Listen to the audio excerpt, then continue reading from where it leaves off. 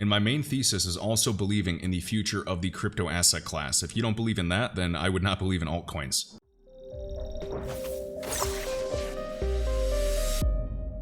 What's up guys, Kevin Cage here with another crypto update. Hope everybody's doing well today, and today we're going to dive into Casper.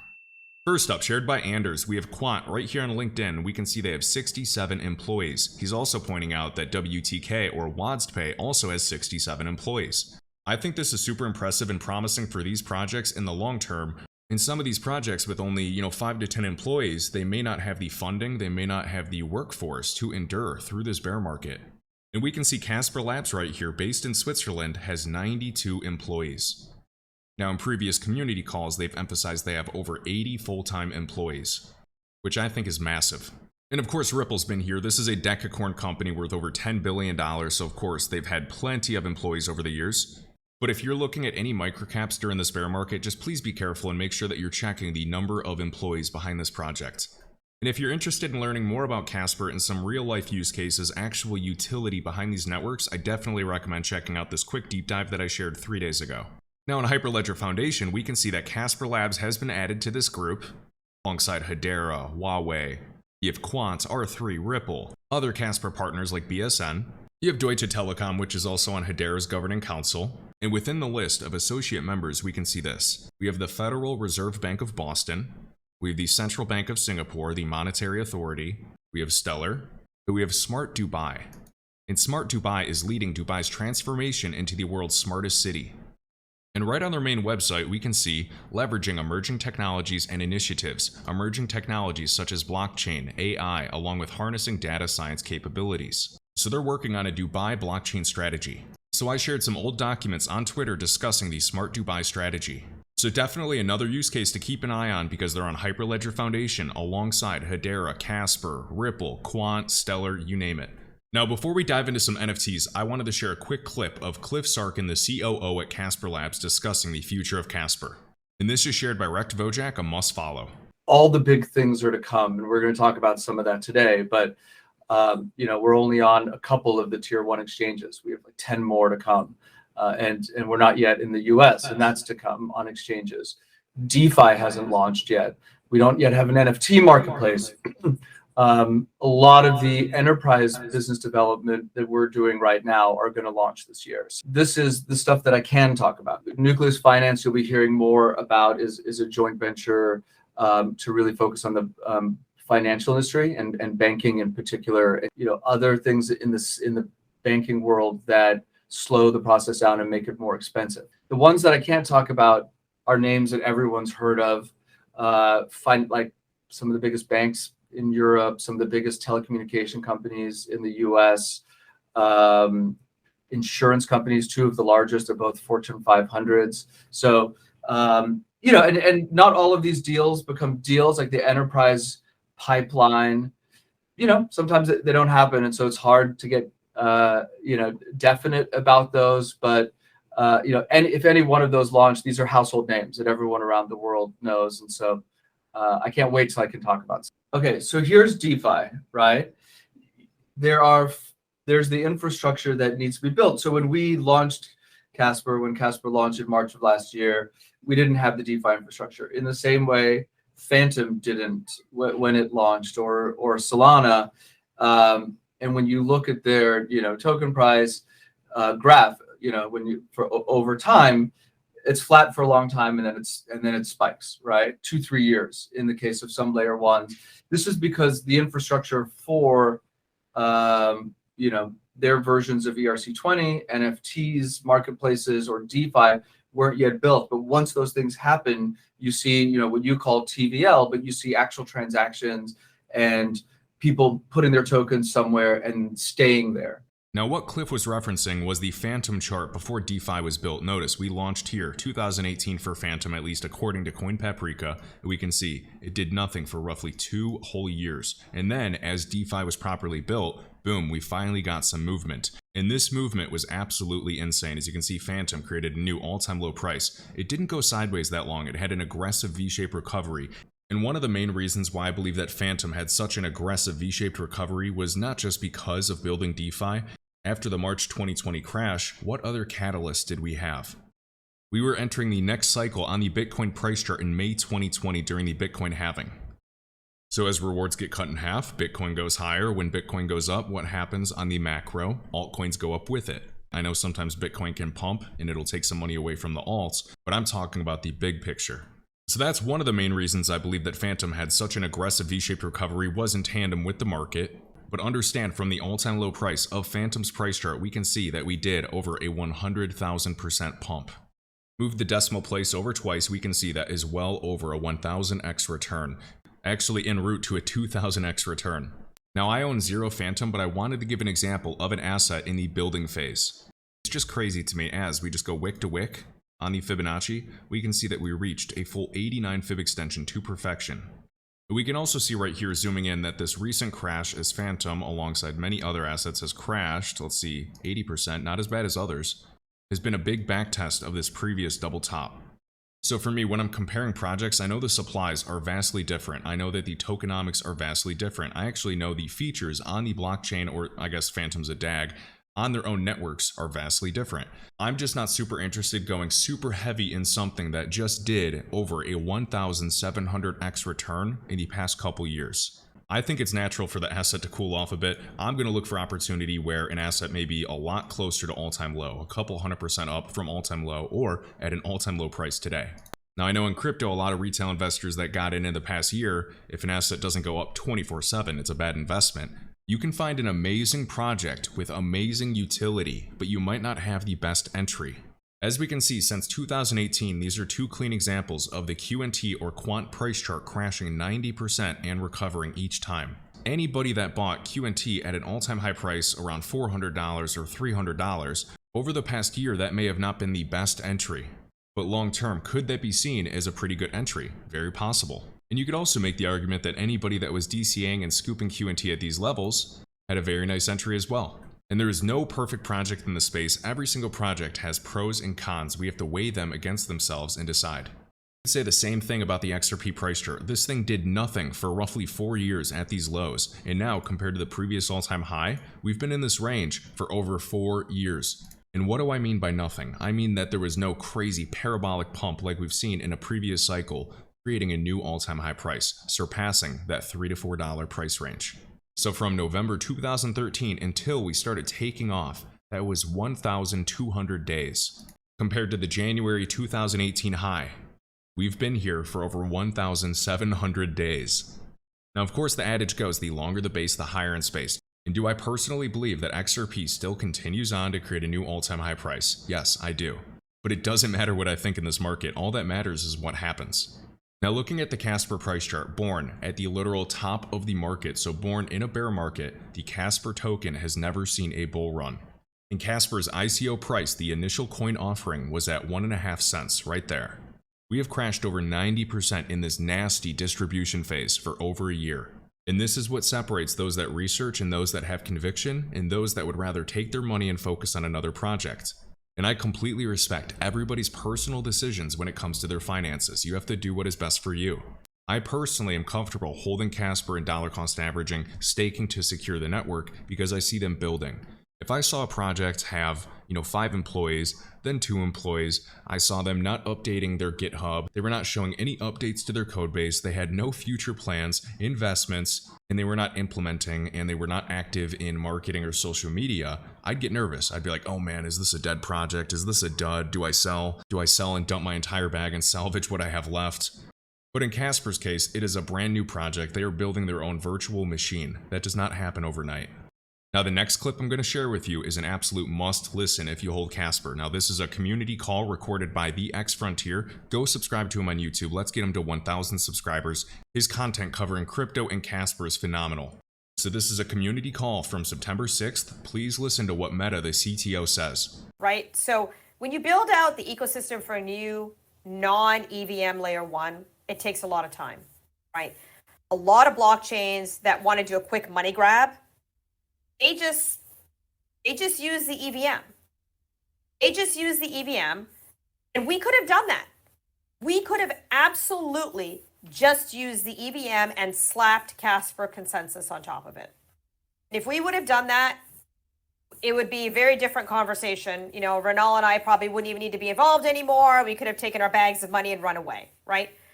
We didn't do that. We built a bespoke VM because we believed that enterprise needed features that the Ethereum virtual machine cannot provide.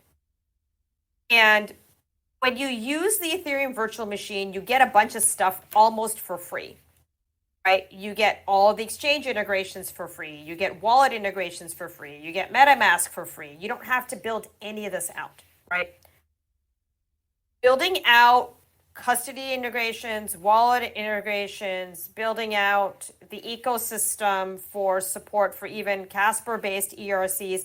This is all net new engineering work. Now, going beyond Ethereum 3.0, there is Casper 2.0 on the way. And as my buddy Clemens here is adding, Casper 2.0 is going to have finality from 3 to 4 seconds. Reminds you of something. And also keep a close eye on Nucleus Finance. Remember, the COO at Casper said the biggest European banks. For any XRP holder, keep in mind that XRP initially and still is targeting the cross-border payments market. The XRP ledger in tandem with RippleNet are being that bridge of technology to help bridge financial institutions, money service providers, and banks into the crypto world. Especially with Liquidity Hub, we have new terminology with even the AMMs and DeFi in the XRP ledger. There's huge potential. But they started their initial vertical on cross-border payments, doing international payments very well. And Casper is focused on helping enterprises adopt blockchain. And Casper is side by side Ripple at the World Economic Forum. And Casper's vision is to onboard the next 1 million blockchain users via a more accessible and intuitive experience. We have the Zug protocol introducing a faster, more secure successor to the Highway protocol. Now, Casper is already the only blockchain that enables upgradable smart contracts today. Now, Casper 2.0 introduces a more powerful feature set in which everything on Casper is a contract, and contracts have all the properties of accounts, including the ability to pay for transactions and to stake on the network. So you may have heard me say in previous videos, Casper has smart contracts that can pay for themselves. And I'm happy for Ethereum to successfully merge, but all that is doing is lowering the energy consumption. That's a step in the right direction, but in terms of actual technology, Ethereum is still 5 years behind Casper. And they have an open validator model, so you can become a Casper validator. So Casper Labs right here, over 80 full-time employees. If your enterprise is considering a blockchain-enabled project, look at these for green flags during the selection process. 1. How are your private keys managed? When it comes to using blockchain technology, your private key is your password. If you lose your password, you are out. You lose access to any value locked on-chain on the blockchain. Next, are the developers using statistically sound verification measures? Proof-of-stake blockchain networks operate on a consensus protocol requiring a certain number of validators with a stake in the chain to sign off before any new blocks are added. Is security top of mind across the entire developer team? I can tell you it is for Casper. A blockchain is only as strong as its weakest link. The developer needs to have protocols that follow an enterprise-first approach for issues such as security patches. And we know that DAGs, or directed acyclic graphs, can be more scalable. We've heard that about Phantom, we've heard that about HBAR. But just like in the blockchain trilemma, there are always trade-offs between scalability, decentralization, and security. Now, directed acyclic graphs, even HBARs, is not perfect. Do I hold HBAR? Do I believe in it over the coming years? Yes, absolutely. It is definitely one of my bigger bets. But a few videos ago, I did discuss the cons of a DAG in recovering information, whereas it's easier to do on a blockchain. Also, look for a team that announces security fixes only after the issue has been fixed. Blockchain is built on trust. You need to be sure that the team managing the chain has designed every aspect with security in mind. This thread is just awesome, so if you have time, go check this out. And I know this bear market has been absolutely ruthless. I'll continue to make videos when I have time. I'm not going anywhere. I am seeing this bear market all the way through. I'm not one of those influencers that disappears during the hard days and comes back when it's easy. I am here during the hardest point in the market, when frankly, I could just go to the beach. But I'd rather be talking about these projects when assets are down 90%, when fear, toxicity, and even uncertainty are at an all-time high price, because I still believe there is huge opportunity in the future. And sustainability and long-term funding matters. And I can tell you that Casper has that, no matter how bad it gets or how bloody the market is, or if, Bitcoin dumps really hard. I personally believe that XRP, HBAR, Casper, a few assets will be here in the years ahead. And in terms of layer ones, the competition is fierce. Only the best are going to survive. And there will be projects that just do not get the adoption that we need, and they're going to be unsustainable and fade away. And all of that remaining capital is going to flow towards the real projects that are built to survive for the years ahead, that are building real utility, real partnerships. I am far from perfect, but this is why my basic investment thesis is built on utility. And I know it sounds funny talking about utility in the middle of a bear market after a huge speculative bubble, but I just want to emphasize, the cryptocurrency market is risky enough. I'm going to focus on utility.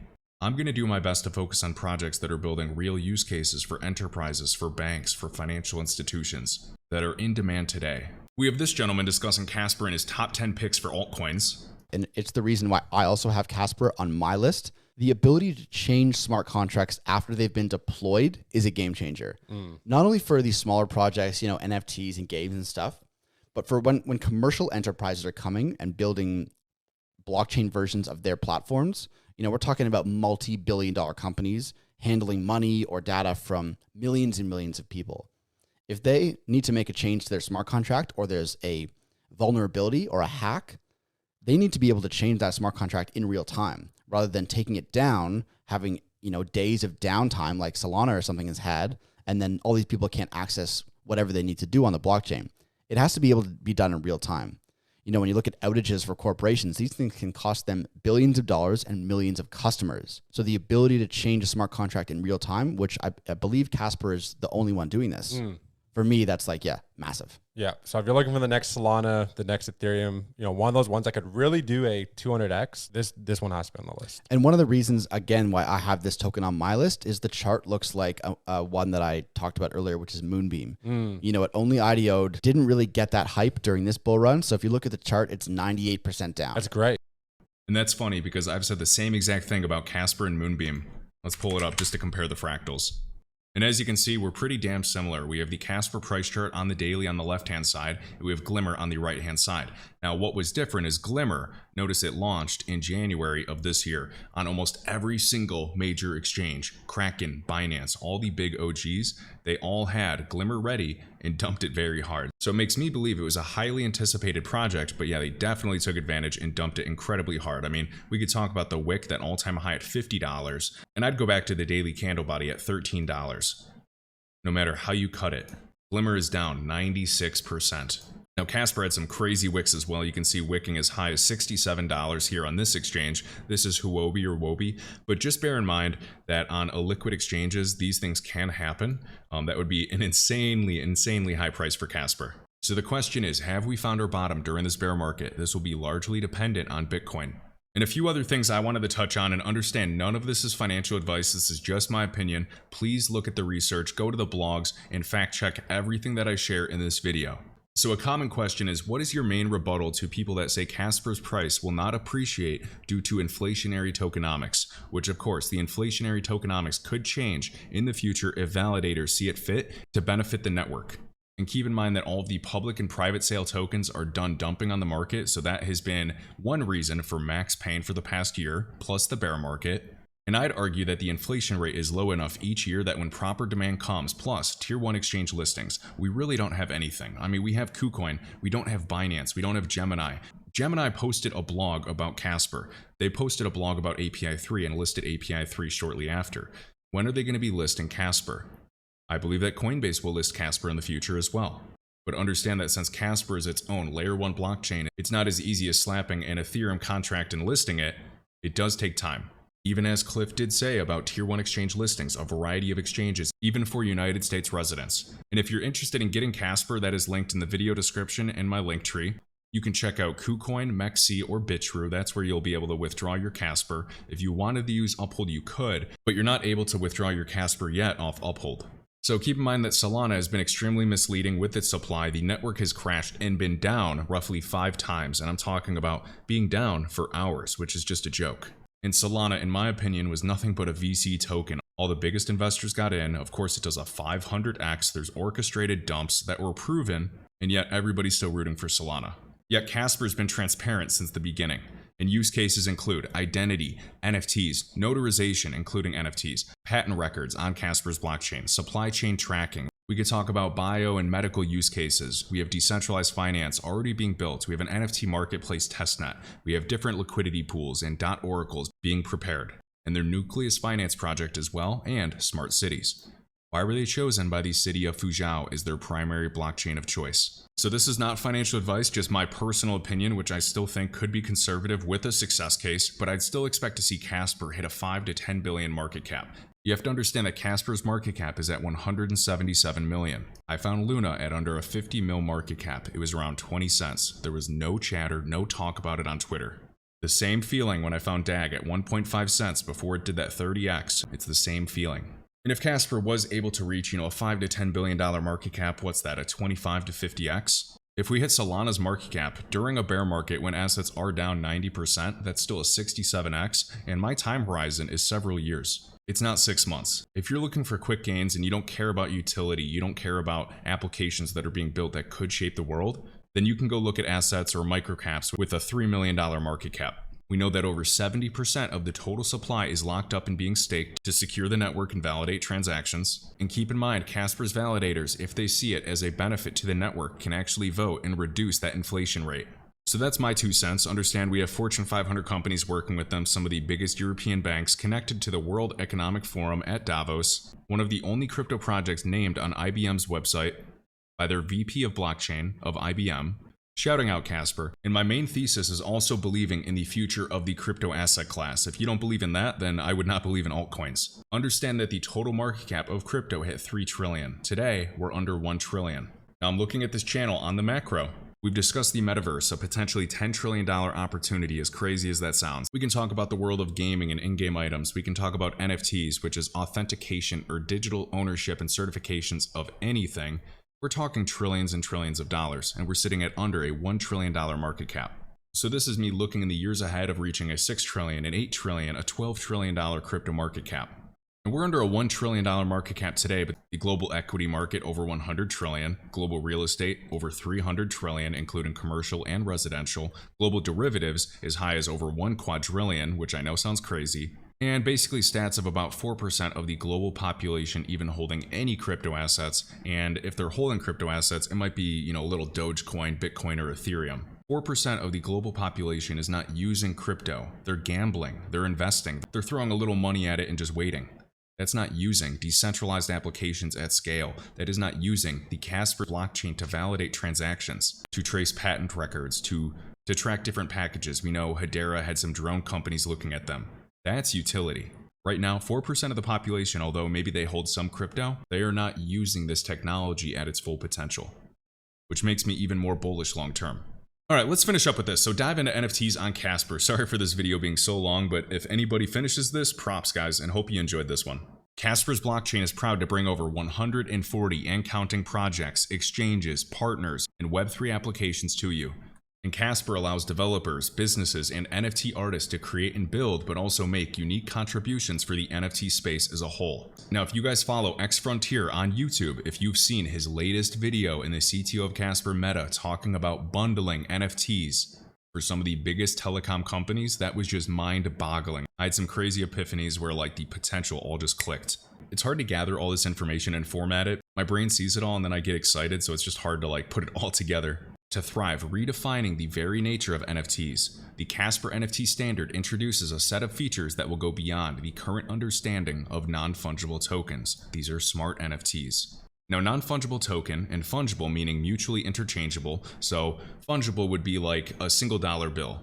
You can changeable, if that's a word. You can exchange it very easily, meaning that non-fungible tokens are not fungible, so they're not super exchangeable. That means they're unique and upgradable at the same time as long as they exist in the proper context. The Casper NFT standard, this is CEP78, provides superior scalability, support, efficient tools. This is what I want to emphasize, guys. Support, efficient tools, and wider documentation for all of these developers in a variety of programming languages to manage, own, trade unique tokens on the Casper blockchain. And when I'm talking about unique tokens, these are tied to real-world items, maybe contracts, a deed to your house, patent records. And although there is huge utility in some of the Bored Apes, I just want to get away from that narrative. It's a lot bigger. The CEP78 Casper NFT standard includes the following: native whitelist functionality, allowing these NFT authors to restrict the minting of NFTs to a pre-selected group of accounts. Tangibility modality for recording whether the NFT represents a physical, digital, or virtual asset, as in a trademark. Author-chosen upgrade patterns and weighted key management. You can delegate your keys to specific people or parties, so certain people will have different permissions than others. Improved mutability of on-chain metadata, enabling NFTs to track changes to the state of its associated asset. So the NFTs can almost adapt in real time and keep track of any changes. This is important. You do not want an NFT on Ethereum that you launch and it's live and you can never alter the contract and it can't keep track of any future changes. So notice, instead of immutability, it's mutability of on-chain metadata. This can be updated. An easy-to-use hard-coded off-the-shelf selection of modalities that allow for the installation of application-specific NFTs without needing to be programmed. Just this list right here is mind-boggling. There's multiple projects. You can look at Casper. Punk's friendly market is in testnet, which will be the NFT marketplace. You have enterprises using them today, such as IPWE, which is on Hyperledger's foundation, using Casper's blockchain and their NFT technology to patent records right now. And imagine, as they're really using that and using more Casper each and every time, eventually, we could find a ground floor for Casper's price, and then utility takes over. Casper's NFT technology can be utilized by companies to identify, track, and prove ownership of any item, any physical item, and link them back to the blockchain. Invaluable for tracking items through supply chains, protecting intellectual property and IP and patents, authenticating precious valuables, and much more. And I love this phrase that the CEO of Casper uses: the future is unwritten. You can upgrade NFTs. The necessity of updating NFTs without going through complicated smart contract changes and paying hefty gas fees.